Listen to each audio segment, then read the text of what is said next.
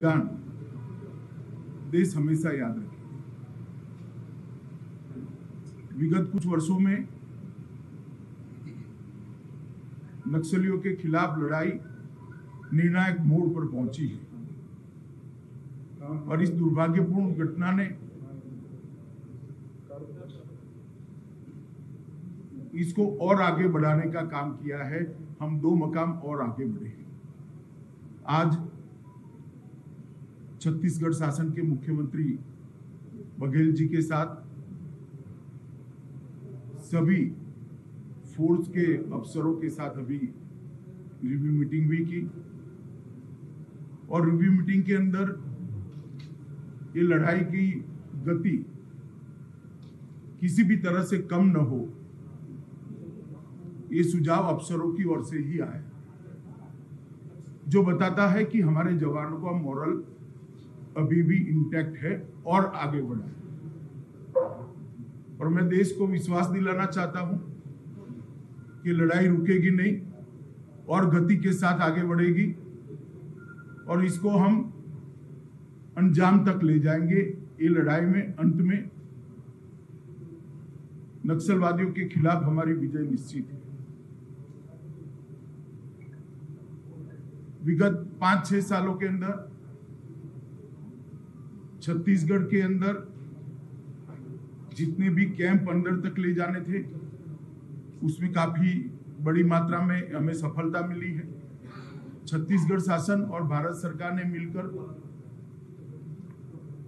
अंदर जाने की गति को बढ़ाया है और उसी ही जुल्लाहट में इस प्रकार के घटनाएं सामने आती हैं। विकास के मोर्चे पर भी ढेर सारे काम हुए हैं। कोरोना के कारण थोड़ी गति विगत 1 साल में मंद हुई है, मगर मैं मानता हूं कि जितने भी सुझाव ट्राइबल जनप्रतिनिधि की ओर से, मुख्यमंत्री छत्तीसगढ़ की ओर से, छत्तीसगढ़ के सांसदों की ओर से मिले हैं, वो सभी पर कार्यवाही चालू है। तो ट्राइबल एरिया के अंदर एक और विकास के काम को तेज करना और हथियारी ग्रुपों के खिलाफ लड़ाई को तीव्रता के साथ आगे बढ़ाना और उसको अंजाम तक ले जाना। दोनों मोर्चों पर दोनों सरकारें मिलकर मक्कमता के साथ लड़ रही है। देश के प्रधानमंत्री मोदी जी ने ये पूरी लड़ाई को लॉजिकल एंड तक ले जाने के लिए भारत सरकार की प्रायोरिटी पहले से ही तय की हुई। मैं आज छत्तीसगढ़ और भारत की जनता को विश्वास दिलाना चाहता हूं, ये जो घटना हुई है, इसके बाद ये लड़ाई और तीव्र करेंगे और ये लड़ाई को हम निश्चित रूप से विजय में परिवर्तित करेंगे। जो जवान शहीद हुए हैं, उनके परिजनों को भी मैं ये बात कहना चाहता हूं कि आपके भाई ने, आपके पति ने, आपके बेटे ने जो देश के लिए सर्वोच्च बलिदान दिया है, उसको देश कभी भुला नहीं सकता। मैं भारत सरकार की ओर से आपको इतना ही कहना चाहता हूं कि संकट की, दुख की इस घड़ी में पूरा देश आपके साथ खड़ा है और आपके परिजनों का जो बलिदान है वो व्यर्थ नहीं जाएगा। इन्होंने जिस उद्देश्य के लिए अपना सर्वोच्च बलिदान दिया है, वो उद्देश्य को हम जरूर सिद्ध करेंगे। फिर से एक बार मैं शहीद हुए जवानों को श्रद्धांजलि देना चाहता हूं और उनका सर्वोच्च बलिदान जो है वो व्यर्थ नहीं जाएगा, इसके लिए मैं देश को विश्वास दिलाता हूं। हवाई हमला भी सर, नक्सलियों से वार्ता की कोई उम्मीद बाकी है? हवाई हमले को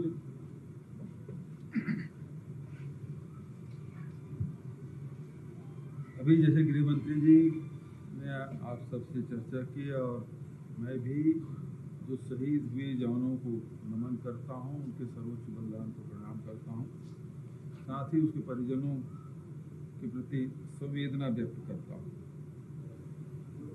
परसों की जो घटना है वो निश्चित रूप से पूरे प्रदेश को, देश को झंझोड़ा है, लेकिन ये भी मैं कहना चाहूँगा कि हमारे जवानों ने बहुत ही साहस का परिचय देते हुए नक्सलियों का मुंहतोड़ जवाब दिया है। जबरदस्त ये मुठभेड़ मैं नहीं कहूँगा, बल्कि एक युद्ध की स्थिति थी जिसमें 4 घंटा तक ही लगातार हमारे जवान लड़ते रहे, जिसमें डीआरजी के, एसटीएफ के, कोबरा के और सीआरपीएफ के जवान शहीद हुए, घायल भी हुए हैं। और पहली बार ऐसा हुआ है कि नक्सलियों के जो नक्सली मारे गए उसके लाश भी लाए और उसके हथियार भी लाए।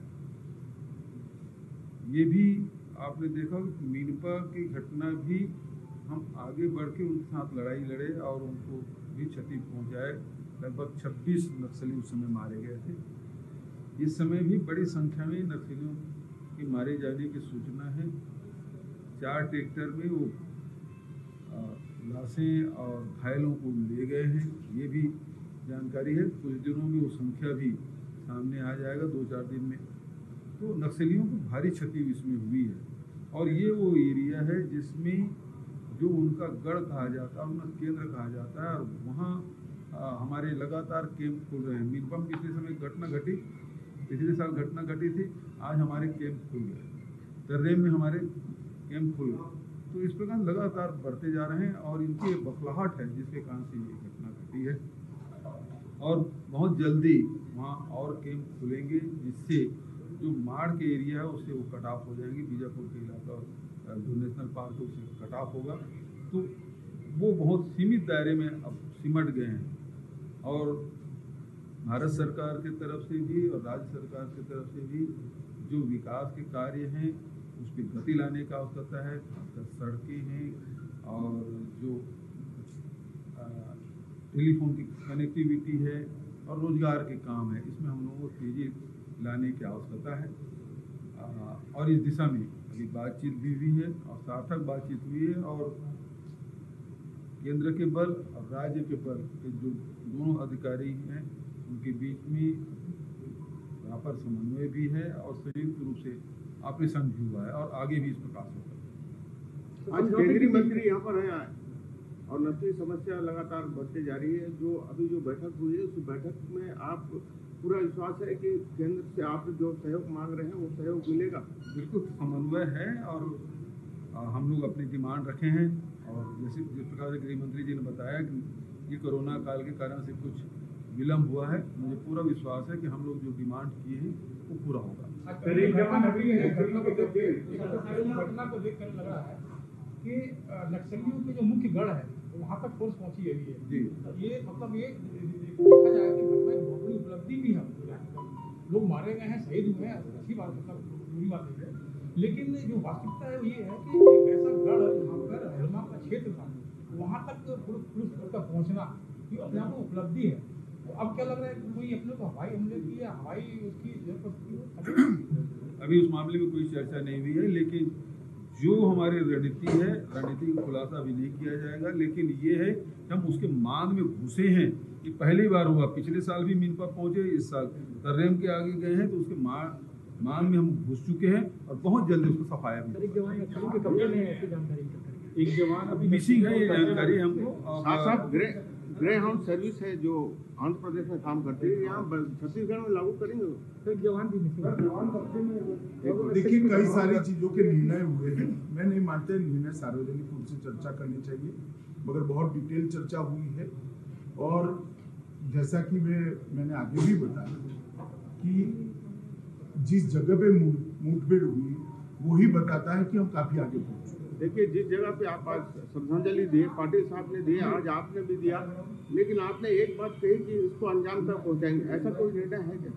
नहीं, मैंने कहा ना बहुत सारी चीजें चर्चा हुई है मीटिंग में, मगर इसको सार्वजनिक नहीं किया। जवान नक्सलियों के वो उनसे बोल रहे हैं।